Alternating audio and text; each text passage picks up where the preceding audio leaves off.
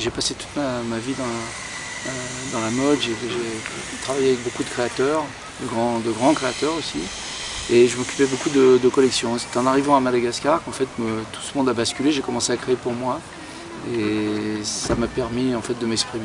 En Madagascar, oui, c'était tout simple, c'est que j'ai travaillé pour une marque, j'ai mis en place une marque très connue en lingerie féminine, alors que j'étais en France, et les deux propriétaires étaient de jeunes indiennes qui étaient nées à Madagascar et qui ont vécu toute leur jeunesse à Madagascar. Donc elles m'en parlaient toujours, j'ai fini par y aller, puis je me suis laissé séduire par ce pays et j'y suis resté.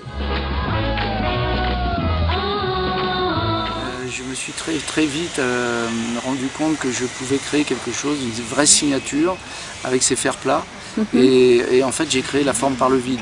Il y a une forme, mais vous voyez à travers, en fait, c'est simplement la multiplicité, ce sont des traits qui vont en fait donner une forme suivant l'angle à laquelle vous allez le regarder, auquel vous allez le regarder. Alors le fer, c'est du banal, tout à fait banal, c'est du fer qu'on trouve dans la construction, donc je transforme, et évidemment le quartz, le cristal, qui est vraiment très connu ici. C'est une des plus grandes d'ailleurs gisements au monde, et j'adore le cristal de roche, cette transparence, ça m'a complètement subjugué au départ quand je l'ai vu la première fois. Alors, le monde des marteaux, c'est 2 ans de réflexion. En fait, ça correspond à ma vision du marché de l'art, parce que le marché de l'art passe par les ventes aux enchères. En fait, le monde des marteaux, c'est l'enchère.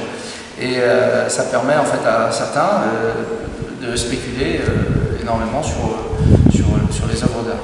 Le monde surfe, mais ils surfent tellement, ils arrivent tellement vite que je trouve que le monde devient fou. On va y voir une seule œuvre déclinée avec 3 tailles, réalisée dans plusieurs coloris et qui va être numérotée, signée avec un certificat d'authenticité. Donc en fait, toutes ces œuvres sont uniques, absolument uniques. À partir du moment où tout le monde va les acheter, ce qui correspond au marché de l'art aujourd'hui, elles vont entrer comme en collection, et à partir de là, elles passent sur le second marché.